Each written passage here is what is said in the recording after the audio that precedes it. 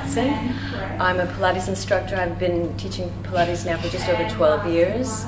I'm very proud to represent the BASI Pilates, which is Body Arts and Science International, based in Los Angeles. The BASI Pilates is a way of teaching instructors to teach Pilates, a very thorough training program that we use here in our studio.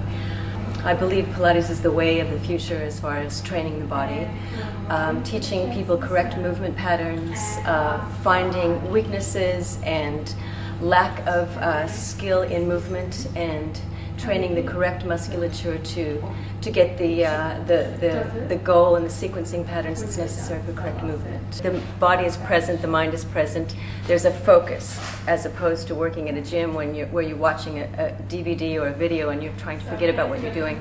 Pilates brings you into the present, asks you to be present in the movement so that you have awareness of incorrect movement patterns that we can then start to change with that awareness, so that you're sequencing muscles correctly. Very, very different way of moving. Initiation, stabilizing, we teach a lot of stabilizing musculature, and then the movement. The perfect way of toning the body, because it lengthens the muscle as it strengthens the muscle. So you're not building, you're not working in the gym, in a gym sort of setting. You're working at shortening musculature. The muscles become short and thick. In Pilates, we lengthen the muscle. We work end range position and strengthen it in that end range position. So it's much closer to sort of a balletic type movement. I would say at least 50% of our clients come to us because they've heard that Pilates fixes backs. And what we do is we address the musculature that supports the spine. We don't fix the disc. It's not going to be fixed in an exercise situation, but we strengthen the muscles that support the spine, teach you how to switch on those strengthening postural muscles so that it becomes then functional. It's something that you take with you when you go about your day-to-day business, getting into and out of the car, tying your shoes, grocery shopping, picking up grandkids. So it becomes a functional something that you can take with you. Once the muscles have been re-educated to switch on at the correct times, we then have the strength and the support you need for your ongoing back issues. Pilates was invented by a gentleman by the name of Joseph Pilates in the 1920s. He was a nurse during the war, and the people that he was responsible for in a hospital situation in Germany, he decided he got tired of people not progressing, or their illnesses, they weren't recovering. And so he invented this method where he took the springs from underneath their beds and he hooked the springs up to the wall and then put their legs into the straps at the end of the springs, and devised a method where he was teaching them to strengthen muscles, strengthen postural muscles, like you can see here. And thereby invented the method, started inventing different types of equipment. We have the trapeze table, the one-to-chair, all of the classic Pilates equipment, as well as a methodology of teaching it, a sequencing of muscles, teaching people to stabilize and get into those core muscles. In those days it wasn't called so much core muscles as it was just a way of exercising. He called it contrology when he initially invented it. Today it's just called Pilates, named after the gentleman that invented it. Amazing. The things that last, and this is since 1920s, are no longer a fad. It's sort of a proven thing, and it's gone beyond that sort of initial, it's a fad and I think I'll try it for a while, because people are still doing it.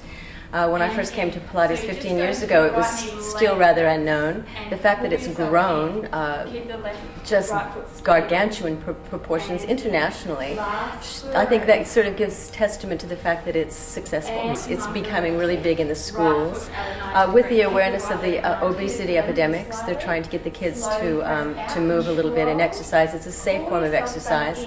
I really love it because it's a safe form of exercise for the elderly. A lot of people that are starting to become less mobile as we age, and I'm talking about the 70 and 80-year-olds, of which I have a lot of clients. It's a safe way of maintaining their independence, strengthening their body, and most of all, maintaining their mobility, so they don't have to rely on walkers and canes and that sort of thing. You can see that we keep attention to absolute detail. We don't work with large groups, so that we can make sure that the clients are initiating the movement correctly, stabilizing and then mobilizing.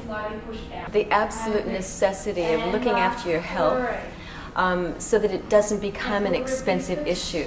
By looking at your health from the standpoint of preventing possibility of aging, all anti-aging things, or preventing injury, it's so much more successful and beneficial to look at your health in terms of preventive maintenance, and including exercise. I mean, most doctors will recommend, even the medical profession recommends, that you maintain some level of exercise. Pilates is that safe form of extra care given to the type of exercise that you're doing, so that you're maintaining your health, you're maintaining your youth, you're maintaining vitality. This is the way we need to continue to look at health, even in times of financial instability, in what we're all sort of looking at these days. Very important that you don't let the health go. The health issue is mandatory. It's so much easier and less expensive and more intelligent to maintain that health and look at avoiding potential problems by maintaining a certain level of strength in your body. And also, a healthy body is a healthy mind, and that's also very, very important.